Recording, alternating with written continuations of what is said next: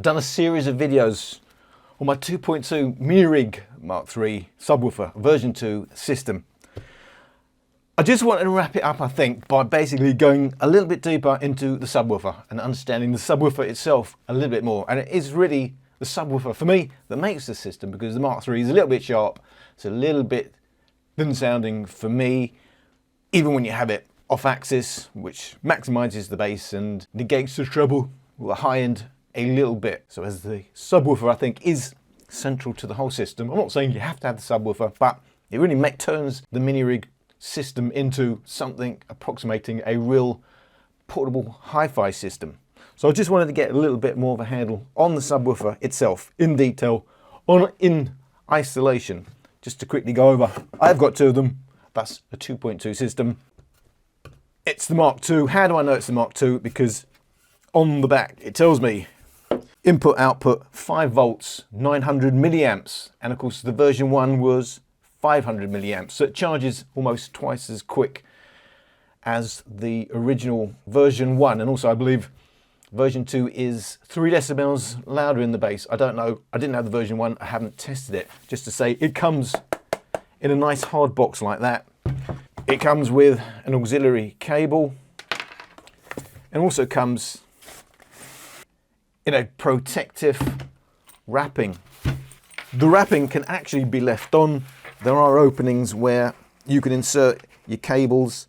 So you've got your high gain and your low gain socket, although you can override those sockets by using the LED button. And you've also got your charging port and also your power bank out port, because you can use it as a power bank and charge another device via the two-way charging cable that comes with all their speakers, apart from the mini one, I believe, which doesn't have the double ending. So it allows you to plug it in to charge the unit, or it allows you to plug that into the unit and use it to charge another device. As I said, you can use this with the protective wrapping on, because the ends open up, revealing the grille and the ported design, and you can have it like that. Although it does have feet, you don't need to use it in its protective wrapping. And if you use it in its protective wrapping, you're not using it with its feet. I don't use it like that, but you can do if you're on the move and keep it protected. So those are my two Minirig subwoofers. So you turn on your subwoofer by plugging into the high gain or the low gain, but don't get too carried away, because whichever port you plug it into, you can override it, the gain mode that is, with the LED button. This really basically means if I put it into the high gain, which is nearest the grill, it will come on in high gain mode. And if I plug it into the low gain port, it will come on in low gain port. But you can still override that and change the gain setting. So if I actually plug it in now, it will come on. And if I take the cable out, it will turn off. So that's your neat way to turn it on and off. Insert your cable. And then of course the other end goes into your Minirig. But of course you don't have to use it with the Minirig. You can use it with any speaker, because these ports here, which are your high and low gain, are also two-way ports. So you can also use it to send a feed to another speaker, a full feed with all the frequency spectrum, and you can daisy chain using that feature. So other specifications. It is, as I said, 5 volts 900 milliamps. It's rated at 48 hertz to 150 hertz within a 3 decibel plus or minus range, and I'm going to get on to that a little bit later. It's not very heavy. It's 875 grams. You know, you can certainly feel it in your hand, but really it's not that heavy. However, if you are going 2.2, it suddenly becomes a little bit heavy. Look, it's still a small portable system, but it's not like featherweight. I just want to point out, once you have, you know, a few of these speakers, it's rated to have an average of 40 hours battery life, assuming mixed use. And it is a feature of all the Minirig speakers. They do have brilliant battery life. However, it can also take a long time to charge these. These take about 6 or so hours to charge, but that's still a lot better than version 1. It's a 30 watt amplifier. So I wouldn't get too carried away with the specs of that because it's designed to match the other Minirig speakers. So it should still gel well with whichever Minirig you want to pair it with, including, in my case, the Mark III, as it did, of course, with the Mark II Minirig. The body is aluminium, so it's pretty rugged. It is made in the UK. Just to quickly say about this LED button, and Minirig is also all about their single LED button. I personally have peeves about that. It could be more user-friendly. I do find it awkward, especially knowing whether you're in low gain or high gain mode. I've said it before. It's the same color, but basically goes a bit brighter or a bit darker, depending on the gain mode you've got. But if you're outdoors, you've got no chance of knowing what gain it's in. I don't know why they can't use a different color. Oh, let's have a second LED. However, having said that, I just wanted to say that if it's speakers off and you want to know the charge, you have a single press and the color will tell you what charge it's on. So green tells me, it's 80% or more, just to show you when it's on. It doesn't matter which port. So if I put that into low gain port, it'll come on in its darker color. So it's nothing to really worry about because all I've got to do is press that one time again and that's back into high gain mode. And that is a mode I'm going to go into more detail after I've given you the specs. As I said, take the cord out, speaker turns off. Said it is a ported design. I like to play it that way across from my speakers because you are getting bass from both ends. However, you can have it driver on. It really is a matter of taste. Now, I did test how much louder it gets with each volume step. Quite simply, going from 20% to 40%, added 15 decibels, and then each 20% after that, 60, 80, 100%, added about 10 decibels. So a little bit of weighting there in the low volume end. Now, so I was interested in what exactly is the frequency range. Obviously, it's rated at 48 Hertz to 150 Hertz. But of course, plus or minus 3 decibels. I was interested just how low it's actually going, how high, how much over the 150 Hertz it was going. So I did a pink noise sweep.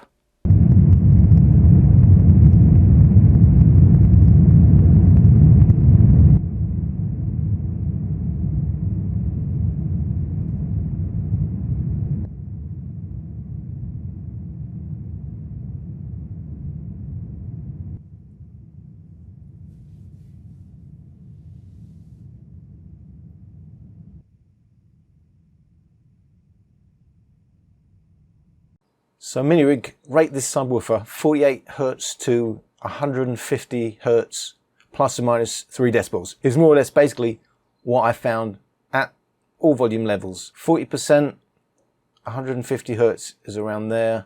40 Hertz obviously is just about there. So basically I'm finding about 55 Hertz, but I'm doing this at 0.25 of a meter. So there's gonna be a little bit of a roll off. So more or less I'm in line, say 50 Hertz to 150 Hertz. So we're talking about plus or minus 3 decibels. So if my peak is around just under 18, so it's going to be just under this minus 25 for the rated frequency response. So the middle line will be around there.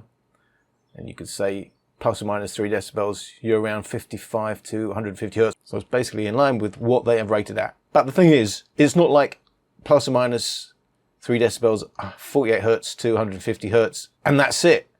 I was surprised just how high the subwoofer plays. All right, you're not going to hear much of this, but it's playing basically all the way down to 3000 Hertz. At very, very, very low volumes, obviously, but it's consistent. And at the low end, it's playing down to about 30 Hertz. So 40%, 60%, 100% is basically doing the same thing, but obviously as you get to 100%, you get the most bass slam. There's a bit more of a peak, around 50 to 60 Hertz. Maybe quite not so much in the upper bass. 160. It's basically in line with what Minirig is saying. Wherever you are on the volume scale, it's somewhere between 50 and 150 Hertz. As in what you're likely to hear over and above the Minirig itself, but it is playing higher frequencies. There's the roll off. And it is playing the lower frequencies well below 48 Hertz, down to certainly 30 Hertz and maybe even 20 Hertz as you go really high up the volume scale. So I've done this with pink noise, but just to show you, it didn't really matter. However, I did the testing if I actually used a frequency sweep. So test tones at all the frequencies. I'm getting the same pattern anyway. It's still 150 Hertz to around 50 Hertz. still that bass peak around 60 hertz, and it still plays all the way up to about 3000 hertz and down to 20 to 30 hertz. So that was on a frequency sweep. And by the way, the pattern, obviously, if you do not adjust for the high frequencies having a low response, i.e. you put more power into the higher frequencies, then if you don't do that, this is the sort of line you expect to see, a straight linear drop.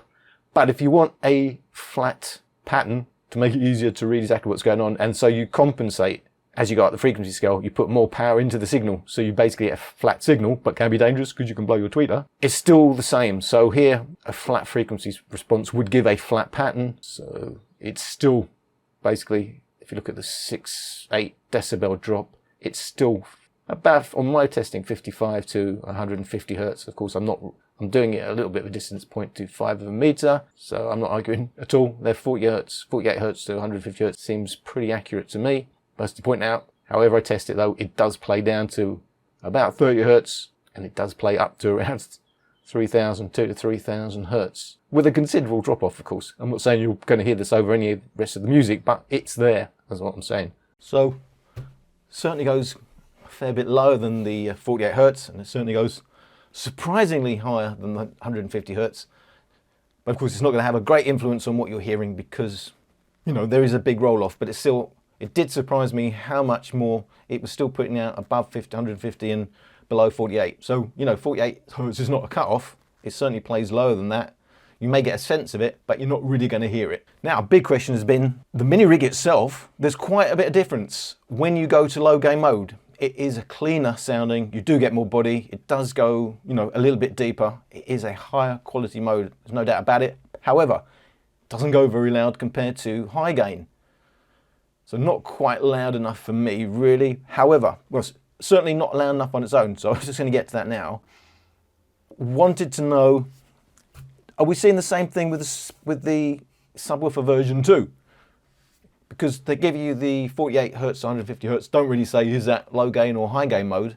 So does it make any difference? And if it does, how much difference does it actually make? So this is my little test. So high gain, 80% volume, gives the same sound pressure levels as low gain at 100% volume. So comparing the two identical sound pressure levels, which means 100% low gain, 80% high gain in terms of volume steps, is identical. So going to low gain does not appear to change the frequency response in any way. So basically the same bass peak and the same pattern is going as deep and as loud at 80% on high gain as 100% on low gain. So you may be expecting a bit more bass, a bit more extension into the bass on low gain, and I didn't find that happened. I find it's identical when you match volumes. So a bit of a surprise to me, it didn't really affect the actual frequency range itself at all, whether I was in high gain mode or low gain mode. And I was also surprised,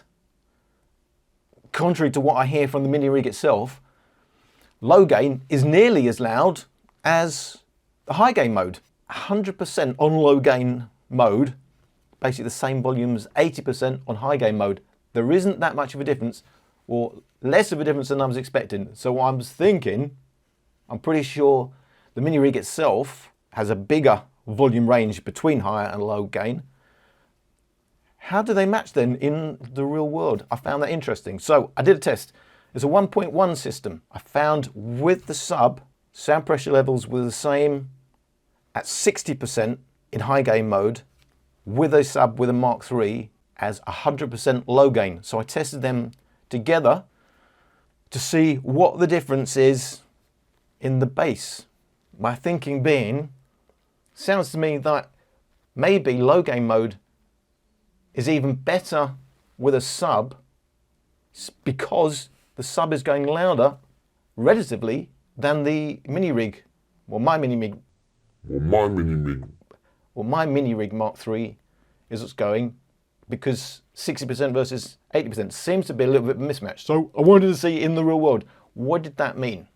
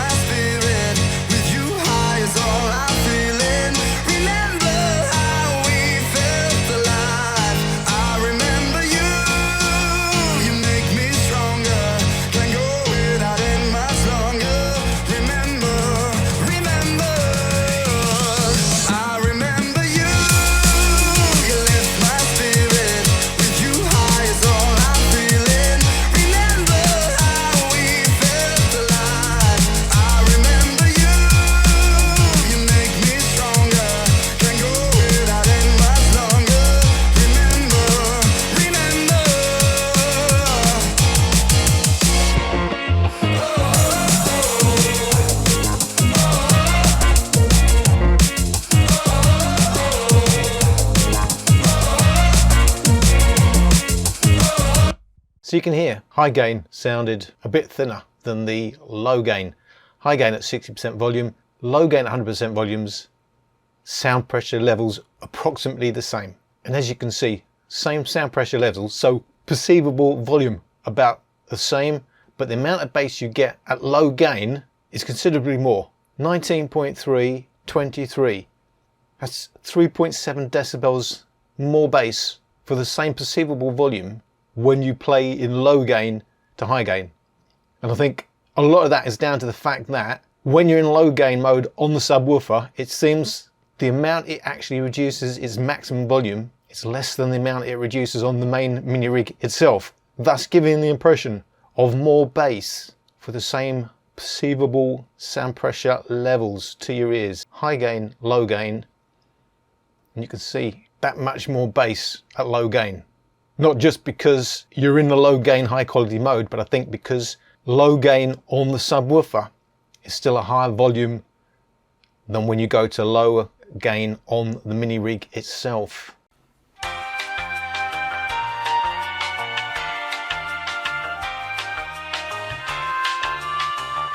So in the real world, if you are going from low gain to high gain, you're in low gain mode, you're in a 1.1 system, and you're just adjusting the volume, you know, a little bit to your ear. 60% 1.1, 100%, if that's how you're playing it now, it's going to sound about the same in loudness to you, 100% low gain. Just to give you an idea, in real absolute terms, the average difference was due to the sub actually playing louder in low gain mode, just one decibel. So it is only a small amount. I have to say, you know, so a tiny proportion of that difference that you're hearing is because 60% high gain is 1 decibel on average quieter than 100% low gain. But, you know, it's not really here or there if you was actually adjusting volume to your ear. So if you adjust volume to your ear between the 1.1 high gain, low gain, it sounds more impressive in the bass,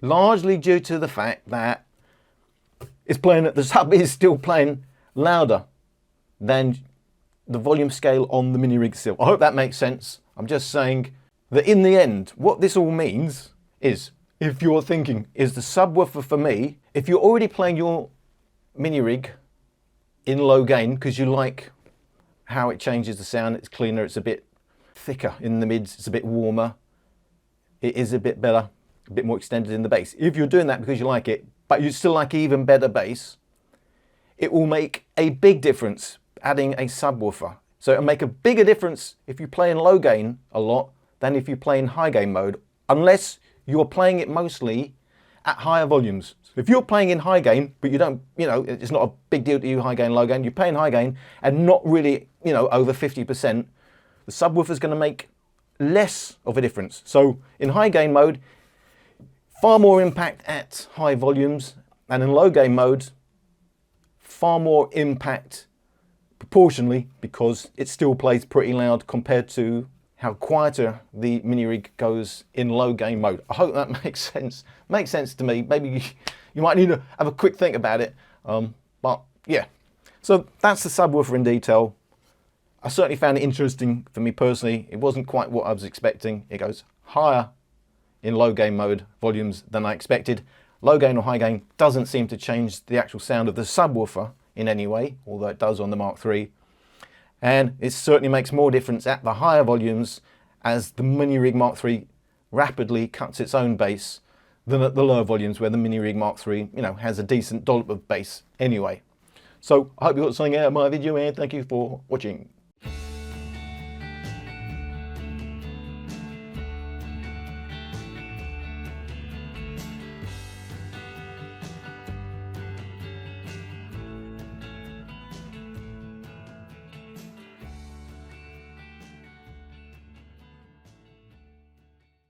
UK